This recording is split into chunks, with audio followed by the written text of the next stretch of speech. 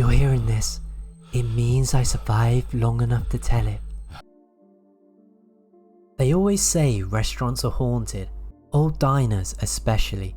There's too many stories, too many people passing through. A place that never sleeps starts to remember things. I didn't believe that.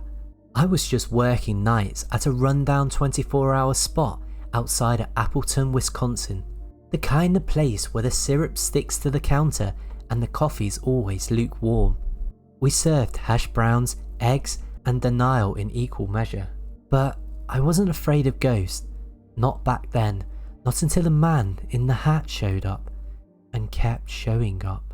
We were open 24/7, but past midnight, it was just the skeleton crew. Me, the dishwasher named Derek, and Marla, our night manager. There weren't many customers between 2 and 5 AM. Truckers, night shift nurses, sometimes college kids high out their mind looking for pancakes and absolution. It was lonely, sure, but easy, until it wasn't. The first weird thing happened around 2:14 AM. I remember the time exactly because the old clock above the register had been stuck for weeks. Always said 2:14. Management never fixed it. That night, Derek came out the kitchen, pale as milk.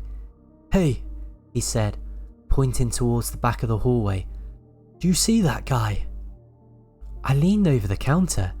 Empty. "What guy?" He licked his lips, swallowed. "Tall guy, dark coat, fedora, just walked towards the freezer." I laughed. I said it was probably a shadow. Derek didn't laugh. "Shadows don't walk like that, man." He was shaken. I thought maybe he was high. He'd been clean, supposedly, but the look in his eyes wasn't doped up. It was fear. Cold, real, unfiltered. Marla checked the security feed. The camera facing the freezer hall had cut to static between 2:11 and 2:16 AM. Only that one. The others showed nothing unusual. I remember Marla saying, "Maybe we got a glitch," but her hands were shaking, and when she thought I wasn't looking, she crossed herself. The hallway to the walk-in freezer is long and narrow, dimly lit, walls yellowed from decades of grease and steam.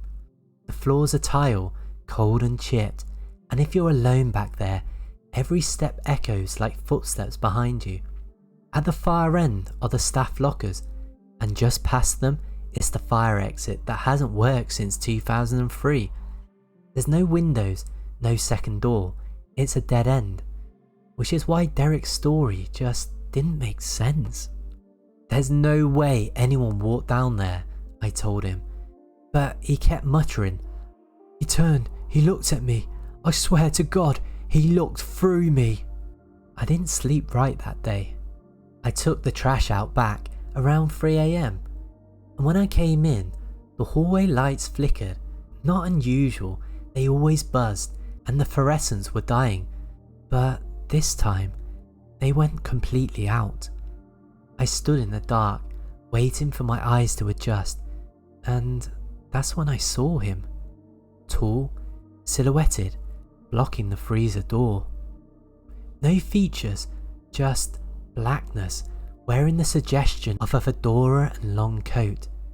He didn't move, didn't speak, didn't even seem to breathe. But I felt it. The air got heavy, the kitchen fan stopped, even the buzzing from the light went silent, like time had taken a breath. And then he tilted his head like a bird, like something mimicking human behaviour without understanding it. I stepped back, the lights flicked on, he was gone. Derek was behind me, holding the trash can lid in one hand. "You saw him too?" he whispered. I didn't answer. I didn't need to. Marla called in sick the next night. Didn't say why. Derek and I managed the shift. He told me he'd worked in 3 restaurants before this one, all night joints, and in 2 of them, someone had mentioned seeing the Hat Man. Not always the same story, but always the same shape. always in the dark. You think it's like a ghost? I asked. He shook his head. Nah man, ghosts are echoes. This ain't that. This thing knows you're watching. It wants you to know. I looked it up the next morning. Shadow people, Hat Man. The internet was full of stories, Reddit threads, paranormal blogs, interviews, podcasts. People from different countries describing the same figure. Tall, hat, dark coat, always around sleep paralysis, fear and trauma. Some said he was a demon, some said he was the first shadow person, the one that leads the others.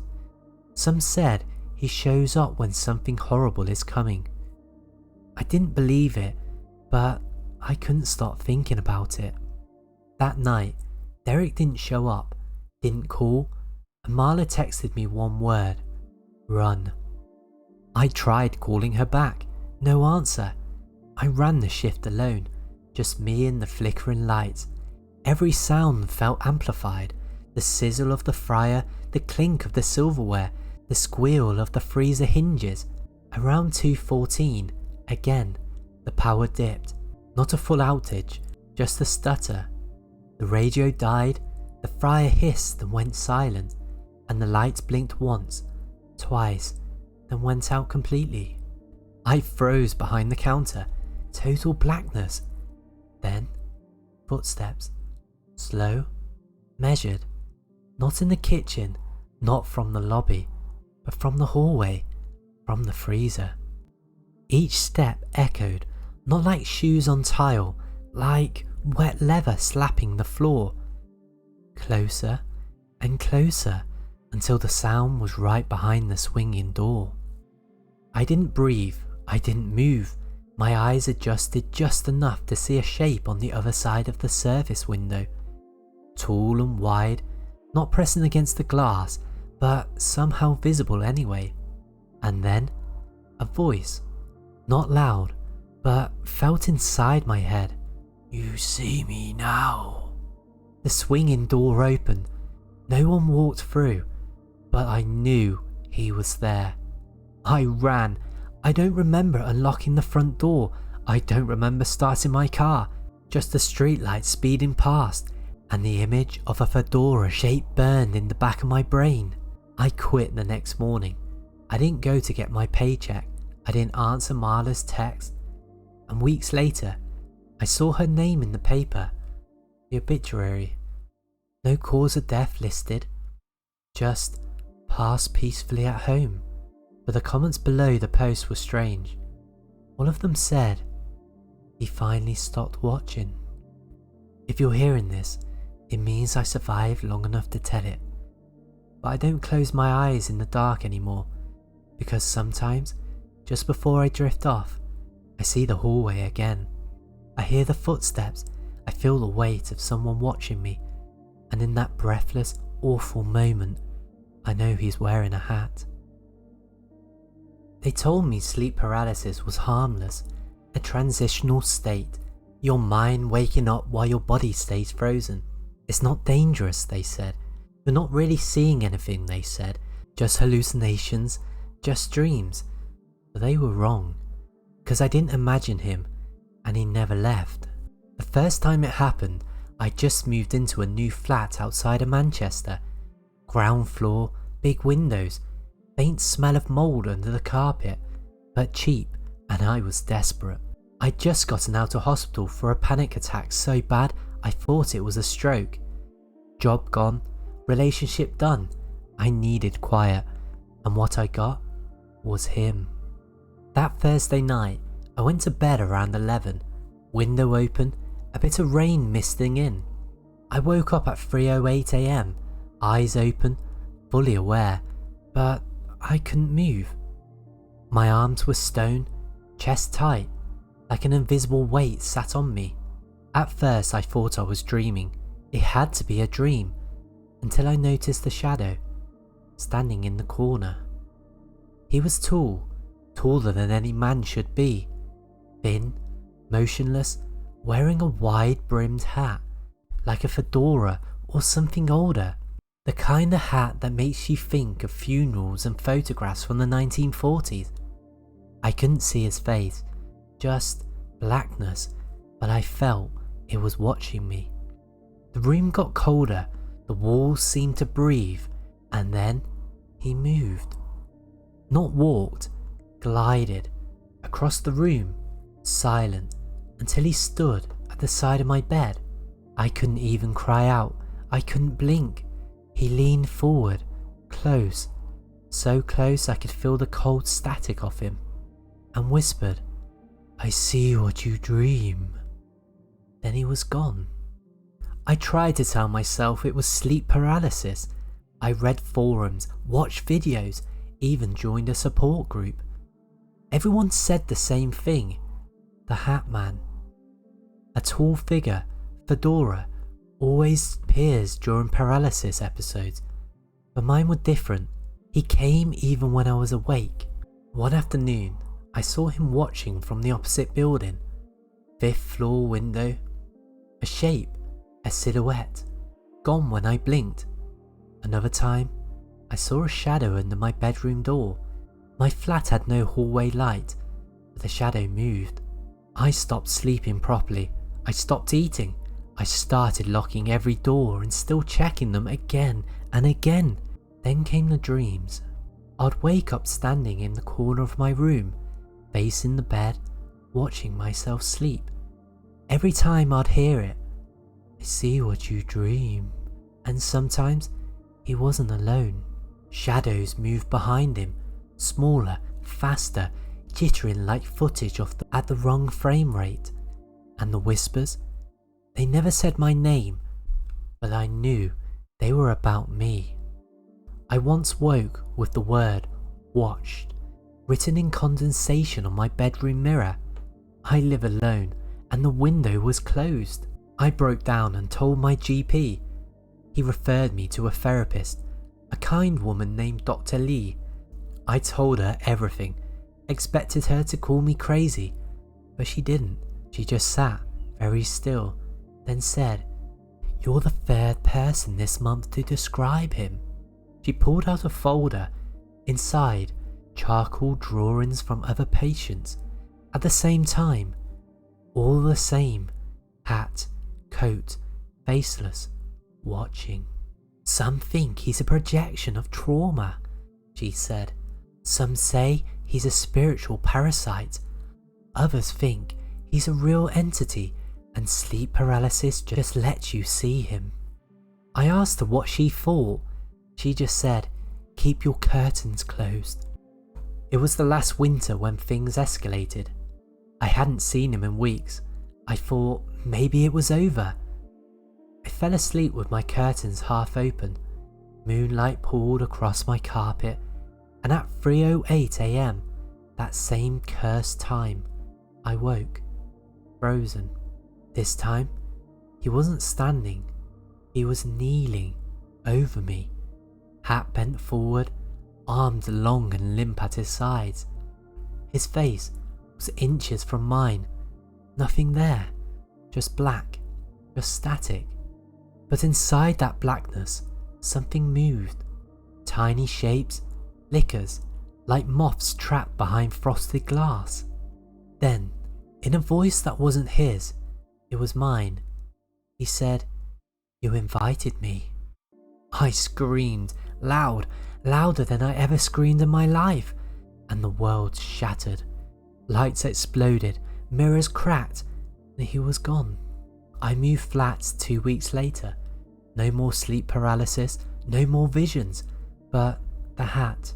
I keep seeing it, in crowds, on buses, reflected in train windows, people wearing hats that look too familiar.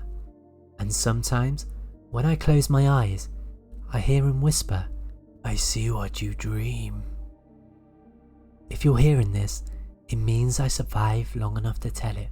But if you've ever seen him, even once, he sees you too, and he always comes back. I used to think I was just a nervous child, easily scared, sensitive, the kind of kid who checked under the bed twice and needed the hallway light left on. But now, I think I wasn't scared enough because fear protects you, and I stopped fearing him before I should have. I first saw the Hat Man when I was 5 years old.